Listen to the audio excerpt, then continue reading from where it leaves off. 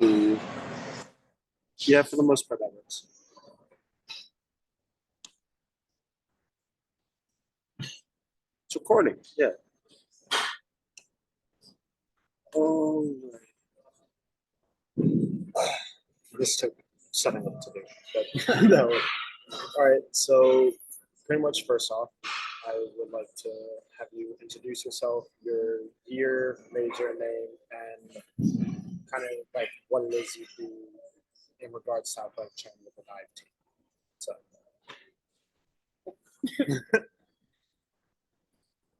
Hello, my name is Carly Routman. I am a second year grad student at Georgia Southern University, getting my master's degree in kinesiology with a concentration in athletic training. And I currently serve as the athletic trainer for the swim and dive programs here. And last year I worked with the football team and the cheerleading team as well. okay. So, Do you need this all? I should be Okay. to my knowledge, it's like you. So, with your job, what made you get into athletic training? Like, was it something that you wanted to do right when you came to college? I think I always had an interest in like sports medicine to begin with. I was an athlete growing up and had my fair share of like setbacks and like minor injuries. My dad is also a physician, so he kind of opened the doors to medicine for me, I would say, on like a broader sense.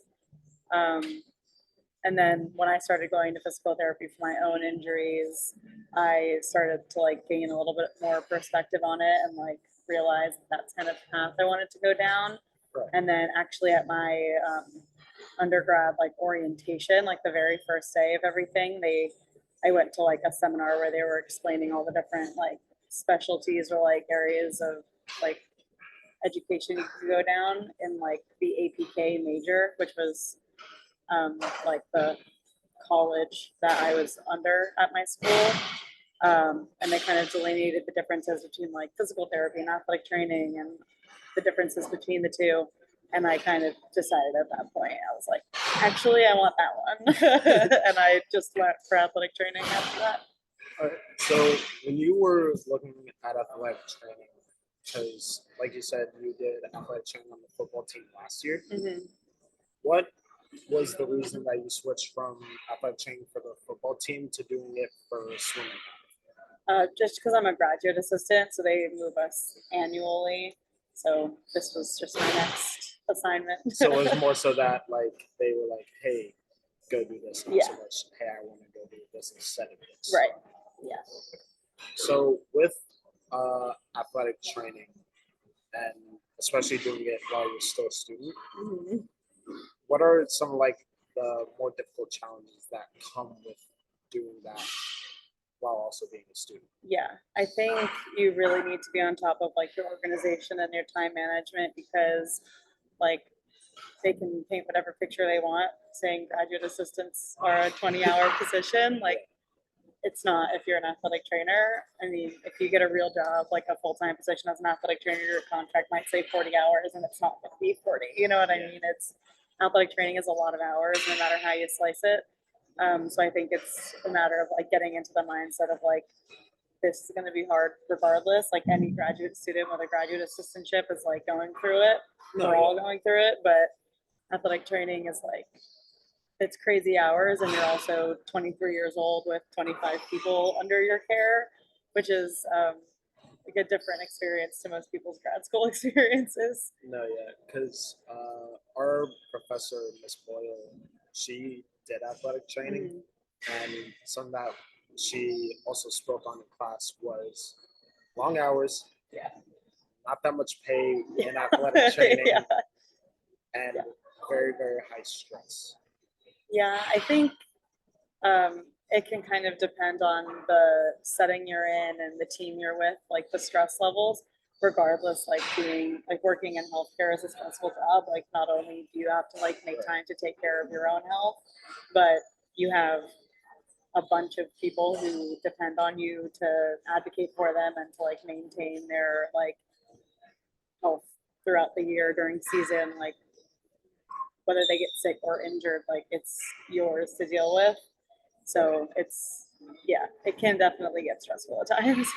So between football and the swim and dive team, if you had to say which one was more stressful in terms of like athletic training, which would it be? Yeah, I would say football is a little more stressful considering it's like a full contact sport. Yeah. Like there's a lot more inherent danger in the sport of football as opposed to like swimming and diving.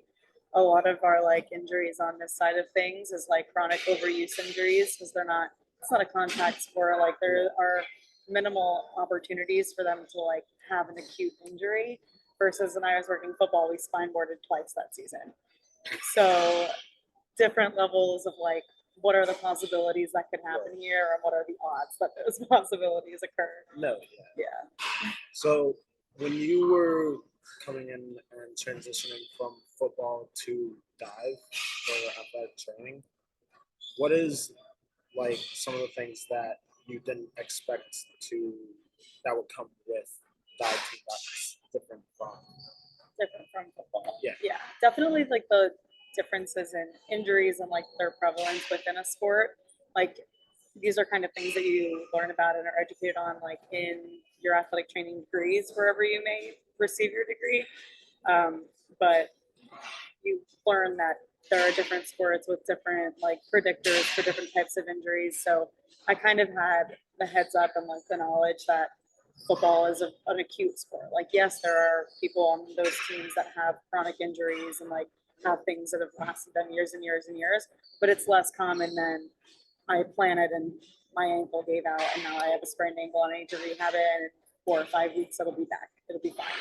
Versus a lot of these athletes have been swimming for 10 or more years and maybe before they got to college their form didn't get corrected, right? So they've been swimming for 10 years with bad form. So because of that they have shoulder pain and back pain and all these other like aches and pains that come along with like a chronic overuse, like mechanical deficiency.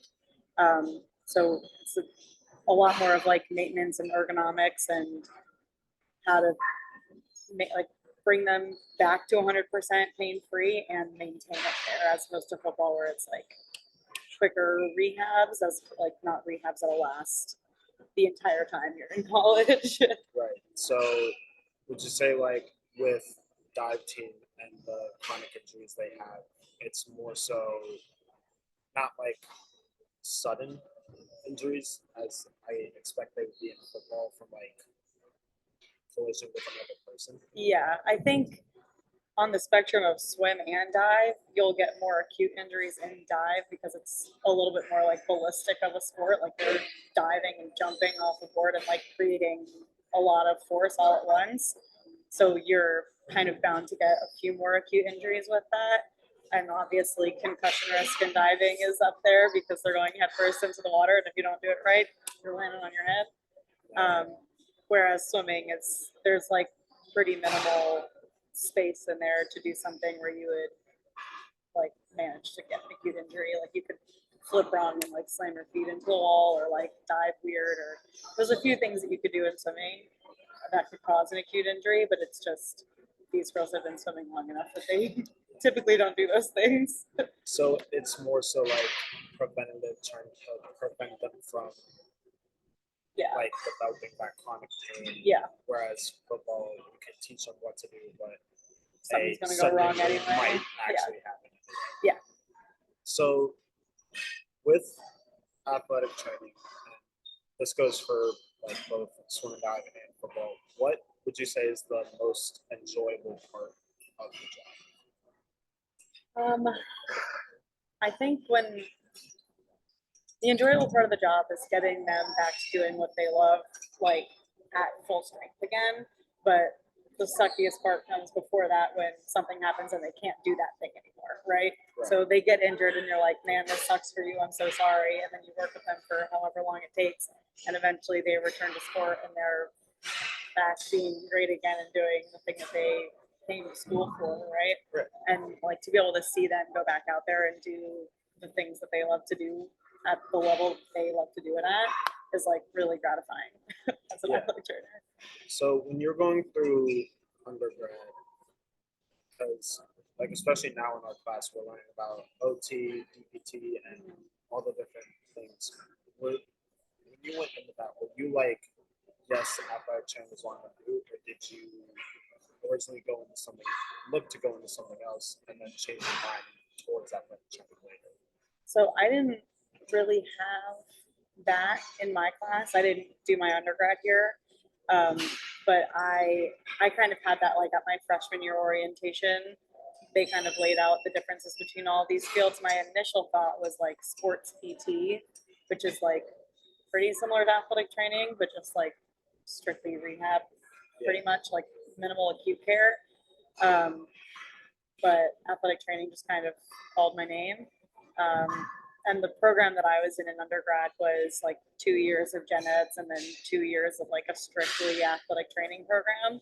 So I didn't take, you say your exercise physiology for this or This is for a exercise science. exercise science class.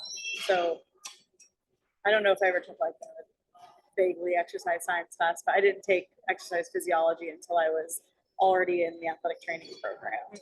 So we never really had like a class where the differences between like OT, PT, and athletic training were discussed like as part of the curriculum. Within my athletic training program, we go over like what it means to be a part of a healthcare team and like who those other people on your team might be.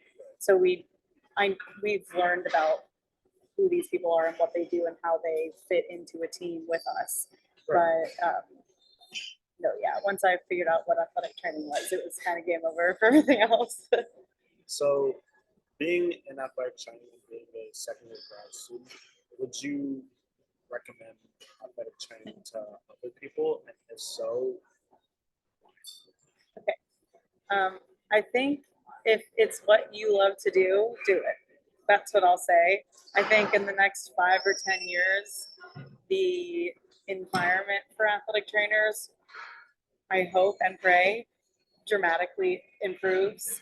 I think that there is a lot of work to be done in the realm of pay, in the realm of, I don't want to say that we want recognition, but like it it shouldn't take a DeMar Hamlin for somebody to be like, hey, these guys know what they're doing.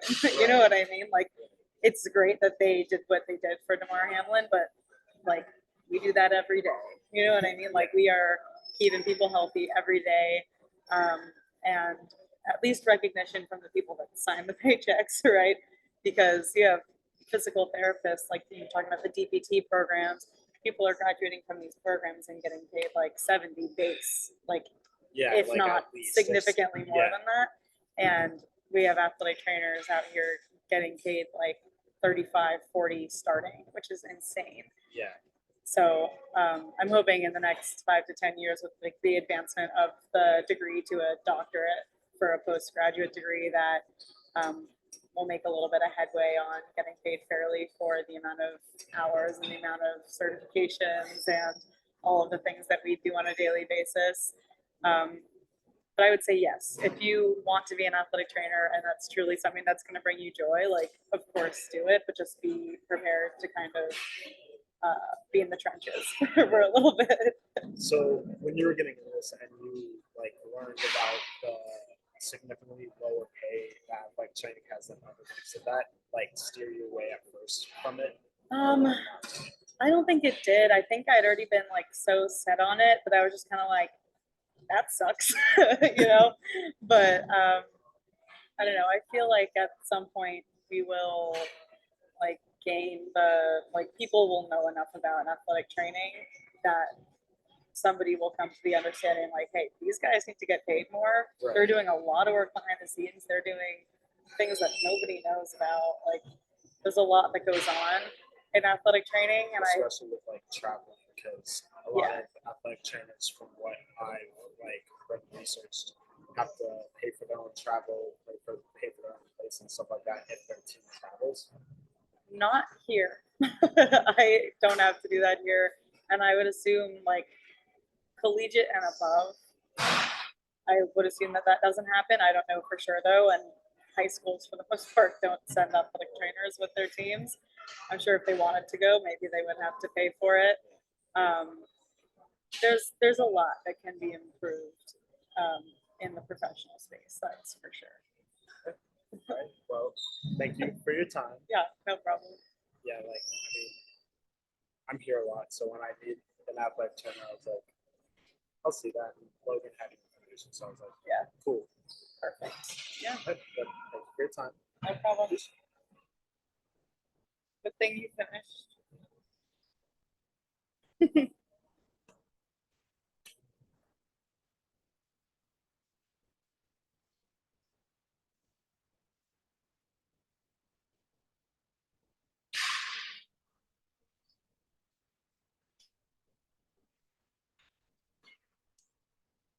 That okay. Making sure my laptop didn't die. That would have been tragic. Yeah, whatever. Okay. But yeah, thank you for your time. And yeah, Great, thank you. thank you.